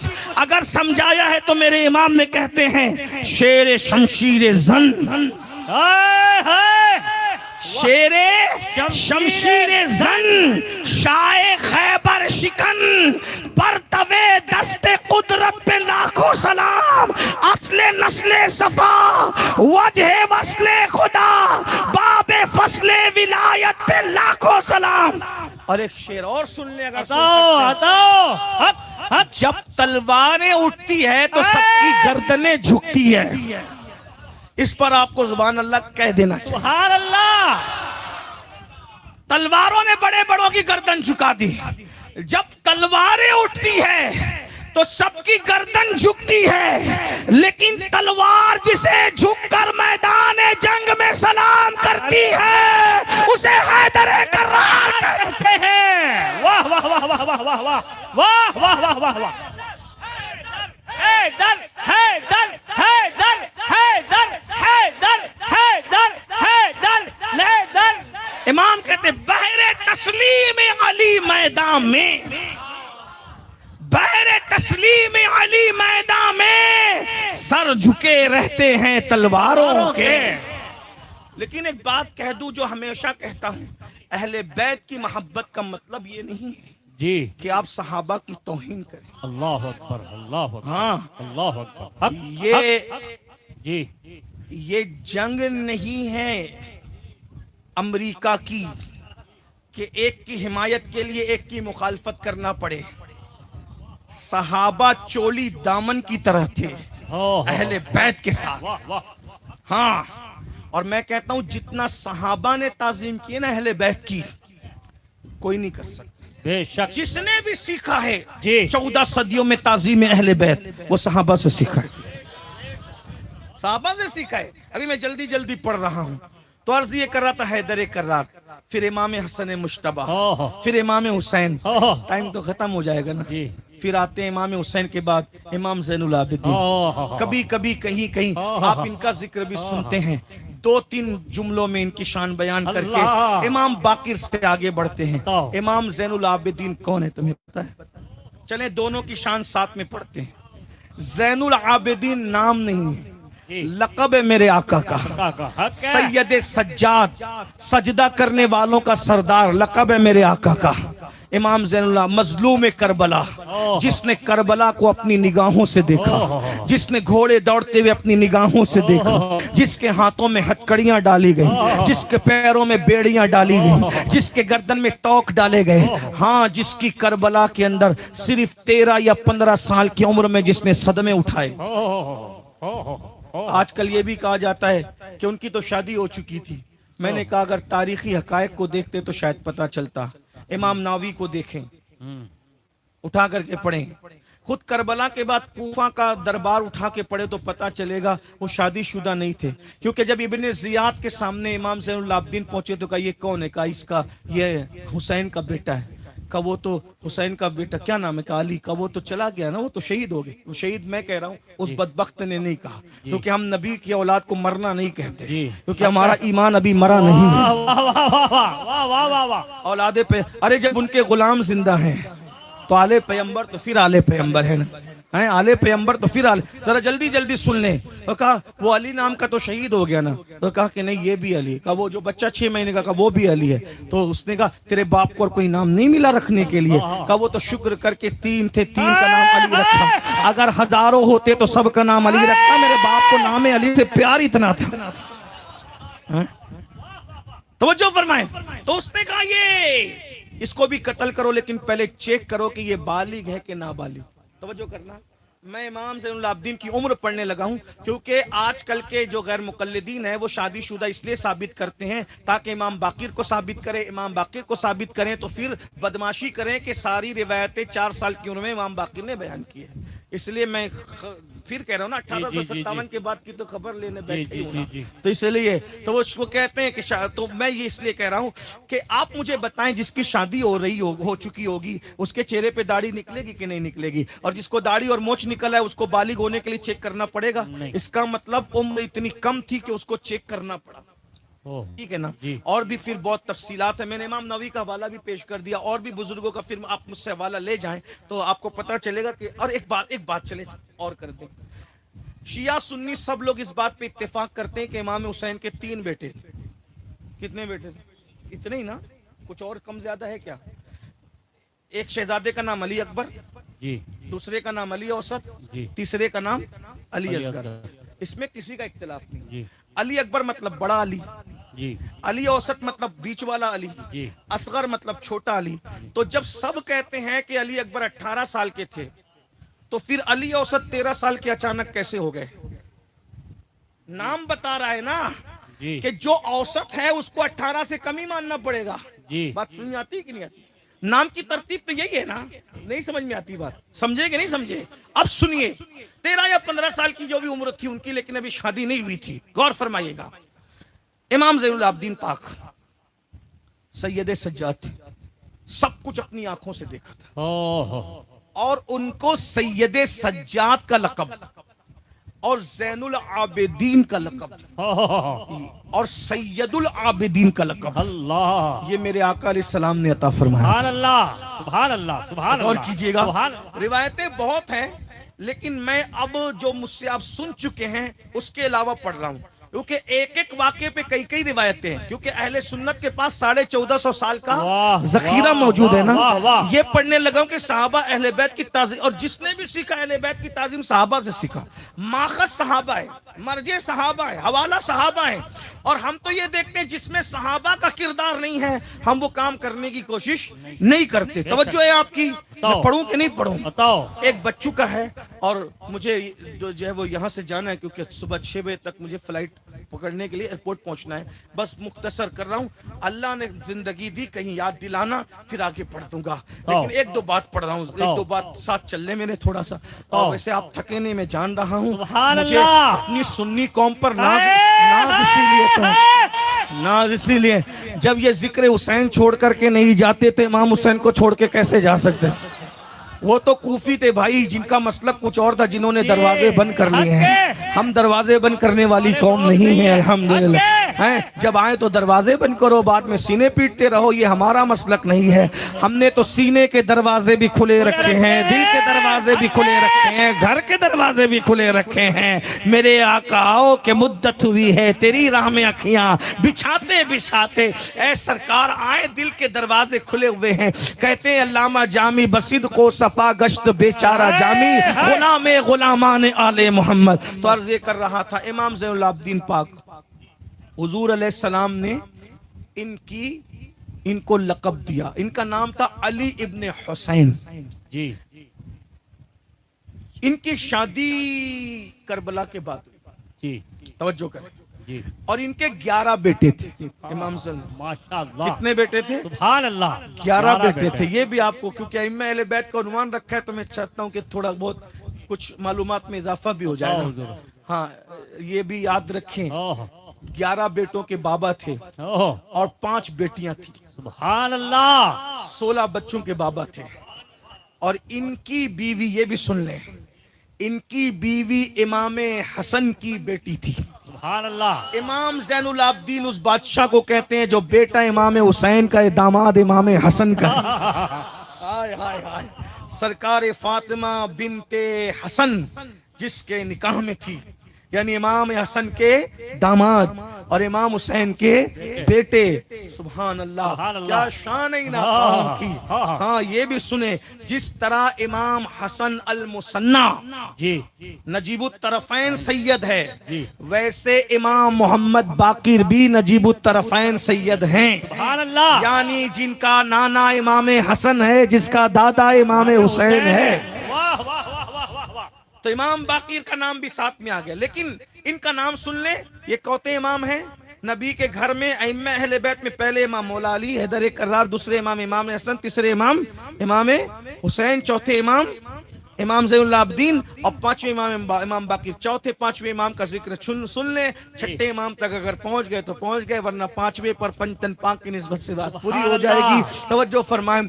तो एक मर्तबा ऐसा हुआ, सहाबा और अहले बैत की मोहब्बत भी बयान कर दूं ताकि बीच में बात भी पूरी हो जाए। जी, कुछ लोग ये समझते हैं कि अहले बैत को मानने का मतलब ये कि सहाबा के बारे में बकबक करे, कभी नहीं हो सकता, कभी नहीं। जो सच्चा अहले बैत के, इसकी वजह है कि जितनी हदीसें हम तक आई है अहले बैत की अजमत की सब सहाबा के जरिए से आई। बेशक। अगर सहाबा मशकूक हो जाएं तो फिर अहले बैत पर जो हदीसें वो लाएंगे किधर से? ओह अगर आप कहेंगे कि इमाम जाफर सादिक ने बयान किए तो इमाम जाफर सादिक ने तो रसूलुल्लाह का जमाना ही नहीं पाया ओह है। जी। कड़ियां तो जुड़नी चाहिए ना जी। ये इसीलिए जो इमाम जाफर सादिक की तरफ बात को जड़ते हैं उनमें और हमें फर्क ये है कि उनकी सनद रसूलुल्लाह तक नहीं पहुंच पा रही है डायरेक्ट वजह।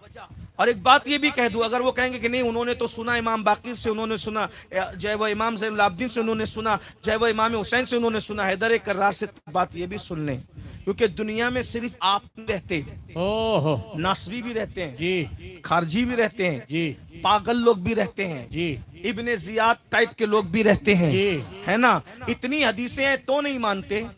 अगर आप अहले बैत की फजीलत में अहले बैत की हदीस बयान करेंगे तो क्या कहेंगे पता है? जी। बोले अपनी शान तो सभी बयान करते हैं, ओह अपनी दही को तो सभी मीठा कहते हैं, तो फिर आप किधर से लाओगे? इसीलिए हम अहले सुन्नत कहते हैं कि फजाइले अहले बैत सुनना है तो फिर सहाबा से सुनो, सुभान अल्लाह और वाह। फजाइले सहाबा सुनना है तो अहले बैत से सुनो। सुनो वाह तो वाह हमारे वाह, पास इतनी दलील मजबूत है, इसीलिए हम अहले सुन्नत का है बेड़ा पार।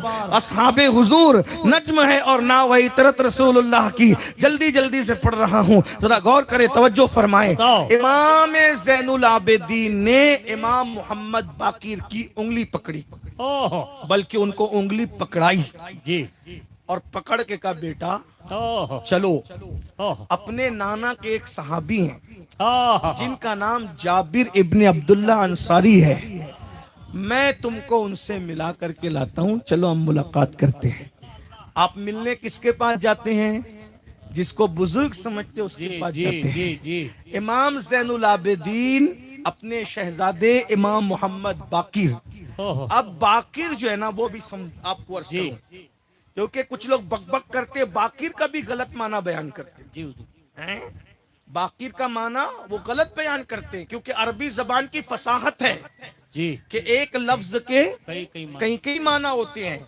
जैसे उम्मी का मतलब अनपढ़ भी है, उम्मी का मतलब मक्के वाला उम्मुल कुरा वाला भी है, उम्मी का मतलब माँ से मोहब्बत करने वाला भी है, और उम्मी का मतलब डायरेक्ट अल्लाह का शागिर्द भी है। वाह, कहाँ कौन सा माना लेना है ये आप नहीं तय करेंगे, वाह। जिसको बाबे मदीनतुल इल्म का फैजान मिलेगा वही तय कर पाएगा। इसीलिए 1857 के बगबगी कहने लगे नबी तो अनपढ़ थे। मैंने कहा वो अनपढ़ है और तू पढ़ा लिखा हो गया, पागल हुआ है तू, बहरुल उलूम हो गया और नबी माज़अल्लाह अनपढ़ ही रहे, कैसी पागल की बात करते हो। यहाँ उम्मी का मतलब अल्लाह से पढ़ा हुआ, बेशक क्योंकि दलील है जी। वअल्लमका मा लम तकुन तालम व काना फज़लुल्लाहि अलैका अज़ीमा अर्रहमानु अल्लमल कुरआन, हैं ये सब आपने नहीं सुना। बहरहाल चलिए, इमाम ज़ैनुल आबिदीन ने, इमाम मोहम्मद बाकिर का नाम बाकिर नहीं है, उनका नाम है मोहम्मद, जी। और ये नाम भी हुजूर ने रखा है। वाह वाह वाह वाह वाह वाह वाह वाह और कीजिए, वाह वाह वाह वाह। ये नाम भी हुजूर अलैहिस्सलाम, क्या खानदान है। दादा का नाम अली हुजूर रखें, दादी का नाम फातिमा हुजूर रखें, अब्बा का नाम हुसैन हुजूर रखें, बड़े अब्बा का नाम हसन हुजूर रखें, पुप्पी का नाम जैनब हुजूर रखें, दूसरी पुप्पी का नाम उम्मे कुलसूम हुजूर रखें, इमाम ज़ैनुल आबिदीन का नाम अली भी हुजूर रखें, इमाम बाकिर का नाम मोहम्मद भी हुजूर रखें। वाह वाह वाह वाह। क्या खानदान है जिनके नाम नबी रख रहे हैं और वो भी पैदा होने से पहले रख रहे हैं। वाह वाह। किधर है भाई वो लोग जो कहते हैं नबी को इल्मे गैब नहीं था, हैं? तुम्हारे घर में पैदा होने के बाद ढूंढते हैं कि कौन सा रखें, वहां पैदा होने से पहले रखे जा रहे हैं। और अभी उसको सुन लीजिए, मजे को भी मजा आने वाला है। क्या खूबसूरत खानदान है, क्या खूबसूरत खानदान है, क्या अजीम खानदान है।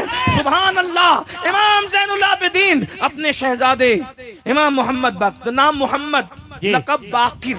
ओह बाकिर का मतलब क्या होता है पता है? चीर फाड़ करने वाला। ओह बाकिर का मतलब होता है चीर फाड़, समझते हैं, पीएम समझते हैं? होता है ना, जब कोई एक्सीडेंट वगैरह में मरता है तो उसका पीएम होता है कि नहीं होता है? हाँ, जी। पीएम में क्या होता है? उसको चीर फाड़ ही करते हैं, इसीलिए उसको पीएम कहते हैं। तो बाकिर का मतलब होता है चीर फाड़ करने वाला। तो ये क्या चीर फाड़ करते थे?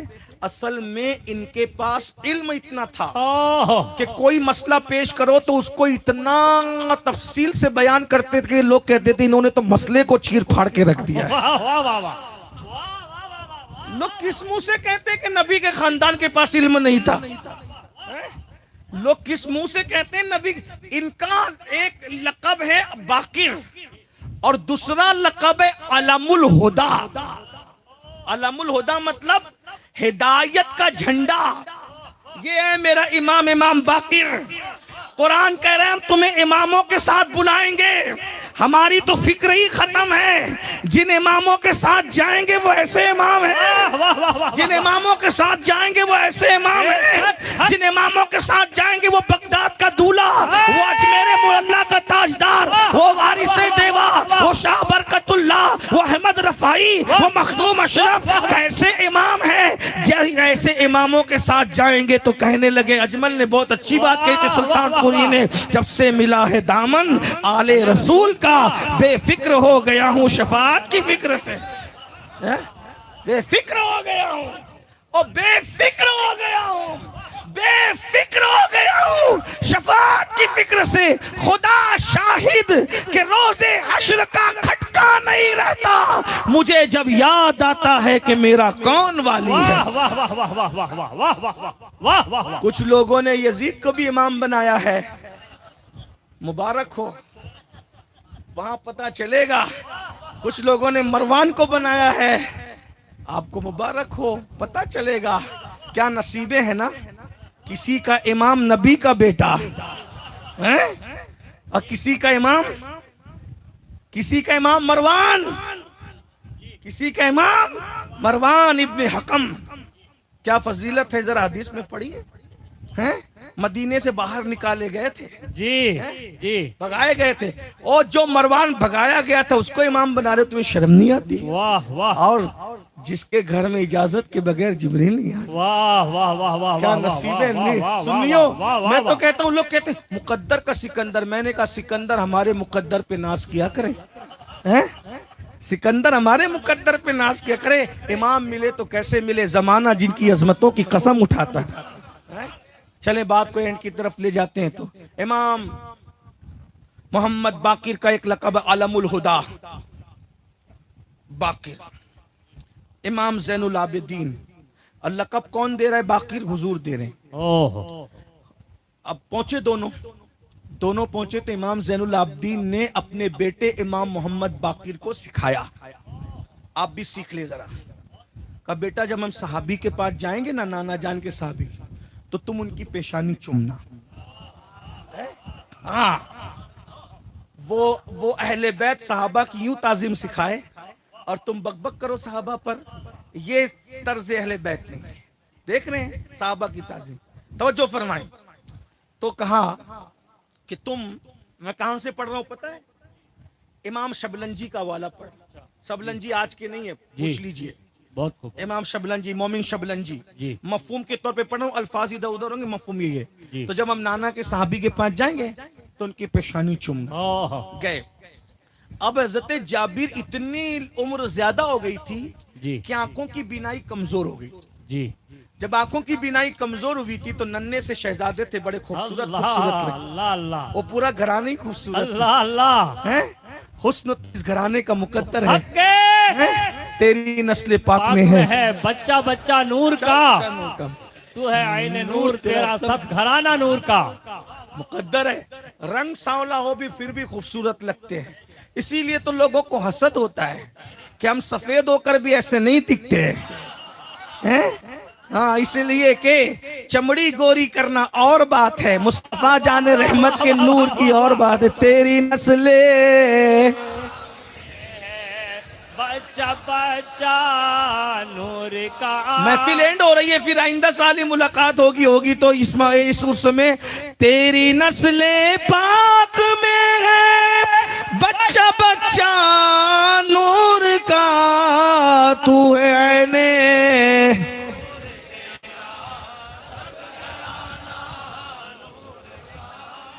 जिनको खुदा ने नूरानी बनाकर भेजा, उन्हें मेकअप की जरूरत नहीं है, उन्हें बनने की जरूरत नहीं है।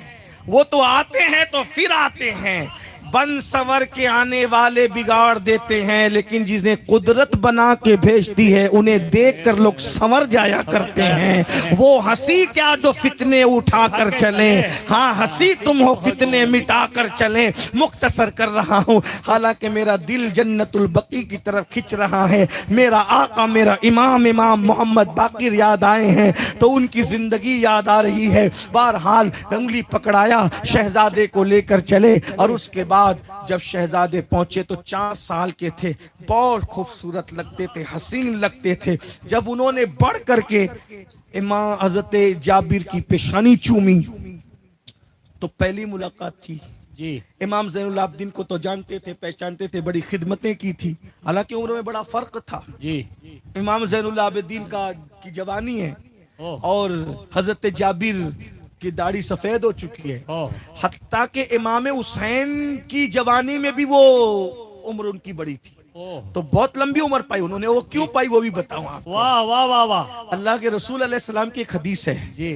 तुम मेरी अहले बैत से मोहब्बत करो, अल्लाह तुम्हें लंबी उम्र अता करे।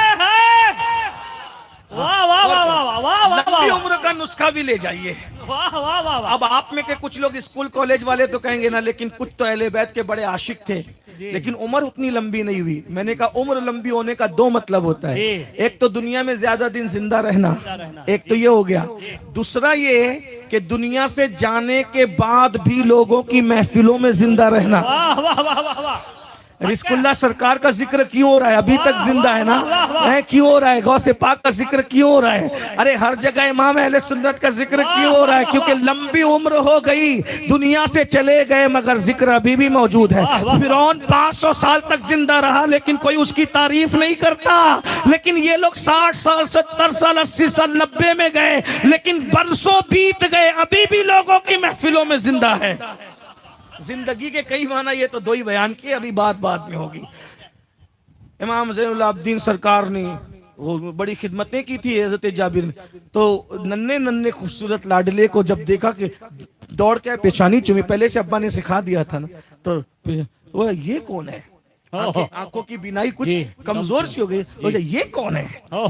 तो इमाम ज़ैनुल आबिदीन पर सरकार ने फरमाया, हुजूर ये मेरा बेटा है, मेरा बेटा है, आज इसको मिलाने के लिए लाया हूं कि चलो नाना के साहबी से मुलाकात कर लो। ओ अच्छा, अब गौर, अब बात मतौरे मफूद, ओ अच्छा ये मोहम्मद बाकिर है क्या? ये मोहम्मद बाकिर है क्या? अभी पहली मुलाकात है, इतना ही हुआ कि ये मेरा बेटा है और जल्दी जाबिर नाम बता रहे, ये मोहम्मद बाकिर है क्या? तो जो शागिर्द थे वो हैरान रहे, सरकार आपको इनका नाम कैसे पता? तो फिर अब करीब करते हैं और करीब करके कहते हैं, तुम्हें पता है शहजादे, तुम्हारे नाना जान मोहम्मदुर रसूलुल्लाह ने तुम्हें सलाम कहा है। अब इमाम बाकिर 4 साल की उम्र में कितनी अक्लमंद थे, कितने दानिश्वर थे, कितने होशियार थे। एक जुमला पढ़ दूं, औरों के यहाँ बुड्ढों की उम्र में उतने अकल नहीं आती जितनी यहाँ बच्चों को आ जाती है। इसलिए कि तेरी नस्लें, नूर कभी अहमक नहीं होता, नूर हमेशा अक्लमंद होता है। तेरी नस्लें,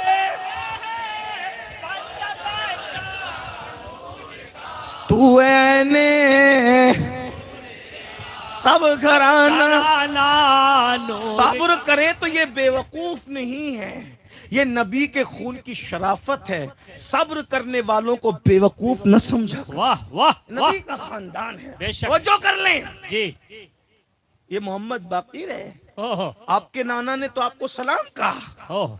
अब वो मोहम्मद बाकिर, इमाम बाकिर ने कहा, कैसे कहा था, जरा उसकी कैफियत बताइए। वाह। इमाम बाकिर ने छेड़ दिया, मेरे नाना ने मुझे सलाम, इससे पहले मैं ये वाकया पढ़ चुका हूँ इमाम जामी के हवाले से जी। मुझे यहाँ तक याद आता, मैंने कहीं पढ़ा है, वो बहुत जगह पढ़ा है जी। लेकिन यहाँ मैं इमाम शबलंजी का वाला देख देख करके पढ़ रहा हूँ और बतौर मफहूम पढ़ रहा हूँ। इतना याद रखना, मैं कोई भी बात जो है मिन नुआन पढ़ने का दावा नहीं करता, क्योंकि जो किताब में लिखा हुआ है बगैर देखे उसको सतर बसतर मैं नहीं पढ़ सकता। इसलिए मैं कहता हूँ कि मैं बतौर मफहूम पढ़ रहा हूँ, अल्फाज इधर उधर होंगे लेकिन वाकया यही होगा। मैं उसकी जब मफहूम के तौर पे अर्ज कर रहा हूँ, क्योंकि जी। जिम्मेदारी की बातें बुजुर्गों पे गलत रिवायत थोप नहीं सकते। बेशक। तो इमाम बाकी ने कहा कि मेरे नाना के साहबी आप बताएंगे कि आप नाना ने कैसे सलाम, क्या क्या वो हाँ। बैकग्राउंड क्या रहा हाँ, होगा, हाँ, बस हाँ। मंदिर क्या था, कैसे सलाम। हाँ, तो हाँ। कहा बैठो मेरे पास। हाय हाय इमाम मोहम्मद बाकिर को अपनी गोद में बिठाया और गोद में बिठाने के बाद फरमाया, असल में बात ये थी कि मैं तुम्हारे नाना जान की बारगाह में हाजिर था, मैं अकेला था और नाना जान तुम्हारे अकेले थे। उस दरमियान में एक चांद जैसा शहजादा आया और छलांग लगा करके नाना की गोद में बैठ गया, और वो शहजादा था तुम्हारे दादा इमाम हुसैन अला जद्दी वाले सलाम।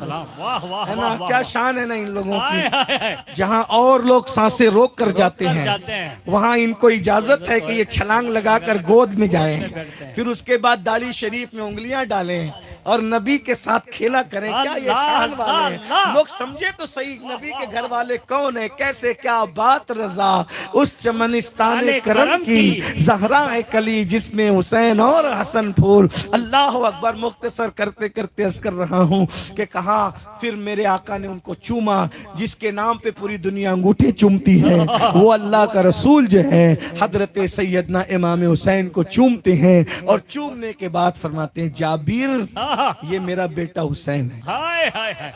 जी या रसूल अल्लाह। जी कहा इसकी जब शादी होगी ना तो तू देखेगा, नबी जिंदगी की जमानत दे रहे हैं। कहा जब इसकी शादी होगी तो तू देखेगा इसके घर में एक बेटा पैदा, इसके घर में बेटे तो और होंगे लेकिन एक बेटा पैदा होगा, उसका नाम अली रखा जाएगा और उसको सैयदे सज्जाद कहा जाएगा, उसे जैनुल आबिदीन कहा जाएगा, उसे सैयदुल आबिदीन कहा जाएगा। कुछ लोगों को लकब मुरीद देते हैं, कुछ लोगों को लकब शागिर्द देते हैं, कुछ लोगों को लकब चमचे देते हैं। ये खानदान नबूवत है, इनको पैदाइश से पहले लकब मुस्तफा जाने रहमत फरमा रहे हैं।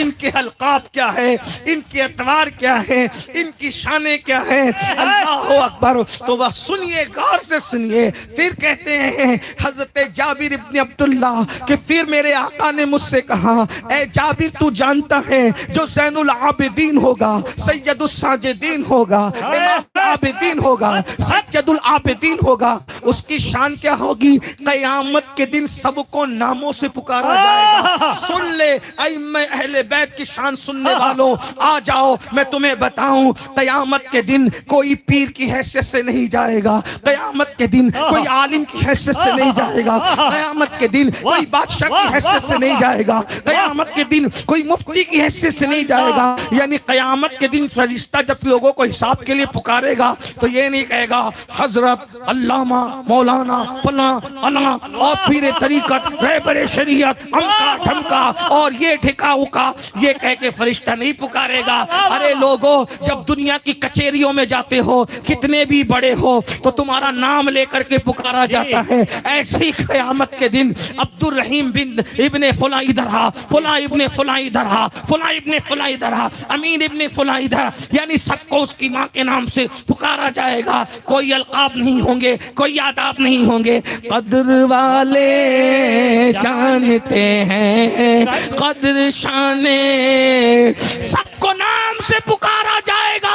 मगर इमाम मोमिन शबलंजी लिख रहे हैं कि जब क़यामत के दिन अली इब्ने हुसैन मेरे इमाम सैयद सज्जाद को पुकारा जाएगा तो नाम लेकर के नहीं बल्कि कहा जाएगा सैयदुल आबिदीन खड़े हो जाओ, ज़ैनुल आबिदीन खड़े हो जाओ। तो सैयदुल आबिदीन के लक़ब से क़यामत के दिन जिसको पुकारा जाएगा वो मेरे बेटे हुसैन का बेटा अली इब्ने हुसैन होगा।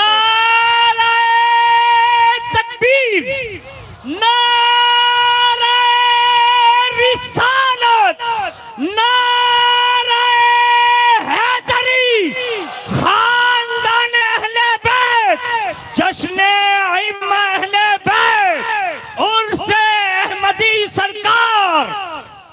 जिसको क़यामत के दिन भी अलकाब से पुकारा जाए वो नबी का खानदान है। फिर कहते हैं कि मेरे आका अलैहिस्सलाम ने तो तुम्हारे अब्बा जान की पैदाइश की बशारत दी, नाम भी बताया, अलकाब भी बताया। फिर कहा वो जो मेरे बेटे का बेटा ज़ैनुल आबिदीन अली इब्न हुसैन होगा, फिर उसकी भी शादी शादी होगी। देखेगा। वाह वाह वाह वाह वाह यानी वाह। हजरत जाबिर पर करम कितना है, उमर बड़ा नहीं है? तो फिर उसके यहाँ भी बेटा पैदा होगा, उसका नाम मेरे नाम पे मोहम्मद होगा। होगा। वाह दुनिया उसको बाकिर कहेगी। वाह। वो तेरे घर आएगा, हाय हाय, वो तेरे घर आएगा। और कोई गैब क्या, तुमसे नेहा हो भला जब ना खुदा ही छुपा, तुम पे करोड़ों दुरूद, वो तेरे घर आएगा। और जब तक वो तेरे घर नहीं आएगा, उस वक्त तक तू दुनिया से नहीं जाएगा।